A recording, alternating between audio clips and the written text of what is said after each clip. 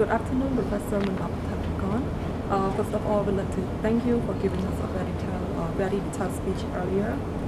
So we have a few questions to ask. We have learned about the genetic disorder today, and would you tell us the reason why that led you to develop cancer beside precision medicine?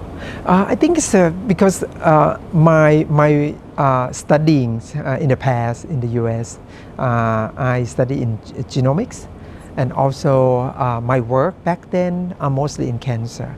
At the time that not many people are interested in this field actually, even before Angelina Jolie news, because a majority of people studying genomics actually as a physicians or as a medical doctors are mostly pediatricians, because of a lot of genetic disease in children. One of the few actually who are adult doctors who are studying in genomics. That's the one. And the second is, I think I have to give a credit to Human Genome Project. Back then when I studies in genomics field, Human Genome Project just finished. Back then, no one really understand or see the usefulness of those data. After that, 5 years after Human Genome Project finished, there's another project they call Cancer Genome Project. Start in 2008. And since then, people understand more how cancer evolve. So they understand the genetic contribution of those cancer, and it's probably the one is the luck factor. The other is advance in science. So we understand more that why some people develop cancer easier than another, what causes normal cell to transform to cancer, and those are mostly lies in the genetic alterations. I think this two match is a good opportunity to implement this gene technology in the cancer treatment. Okay, also we all know that our genetic disorder is something that is passed on from the older generation. But what if there is something like the cancer is not deadly inside me? Are there any factors that would contribute to make it the cancer cell to be more deadly than what was passed on to me from the older generation? I see. There are there have to be I would say two steps.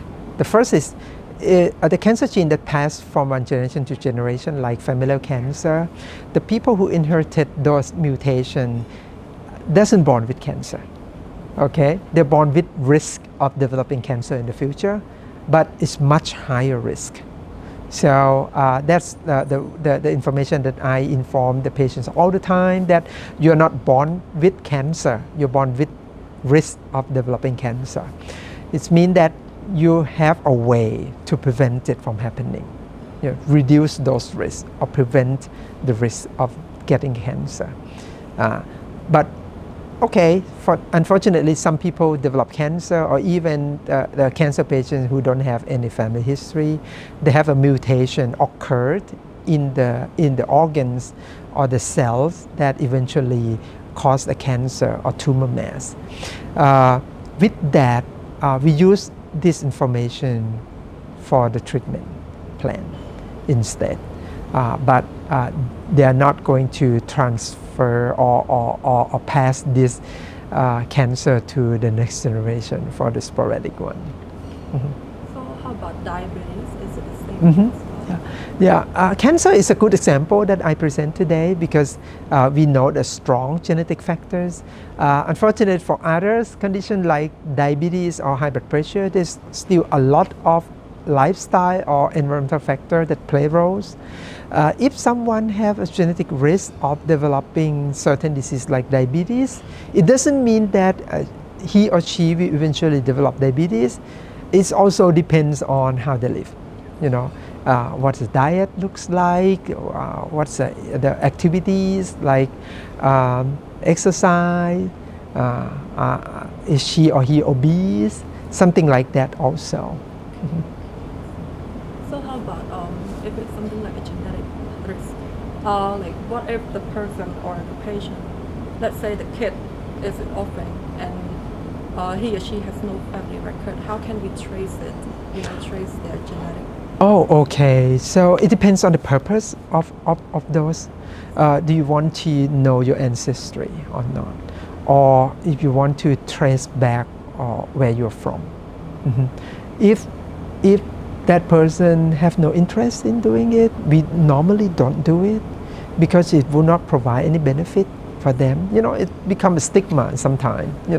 If you are alienated to the rest of the family member, even though they're orphan, but doesn't mean that they cannot live closely and become a family with the rest family.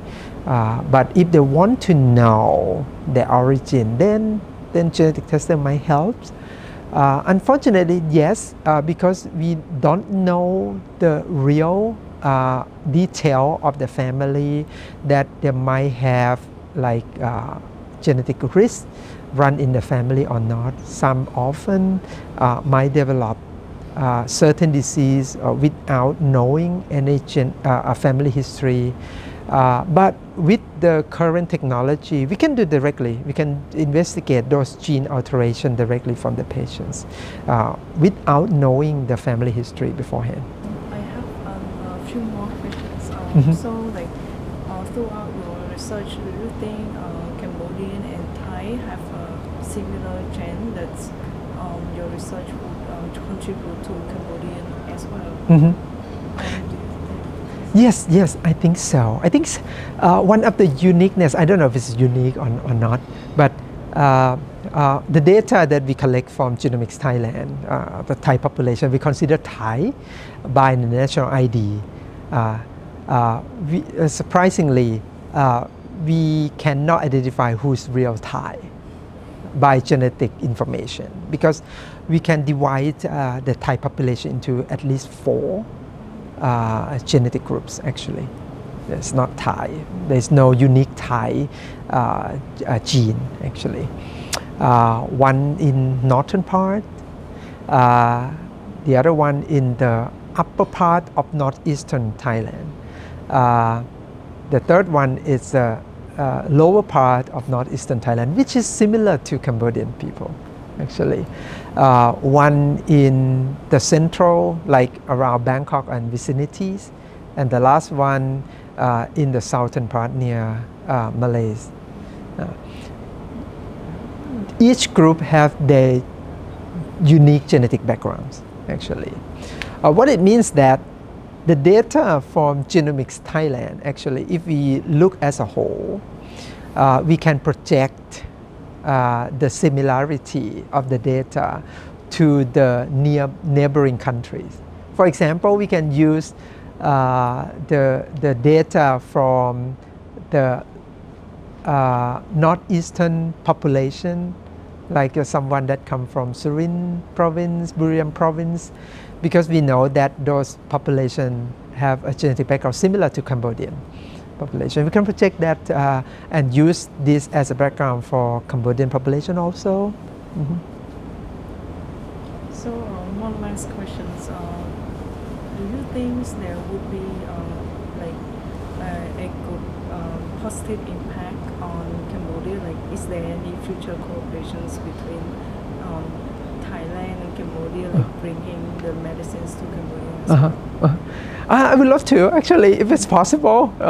We would love to, because the genome technology, even though it looks more expensive and sophisticated, actually is not as one might seem.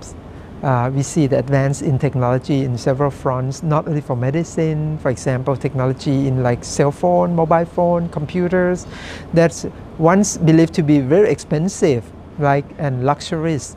Right now it's become abundant, people use it routinely, and it's provide a lot of benefits, right, to the life of people by this technology. I think genome technology is similar.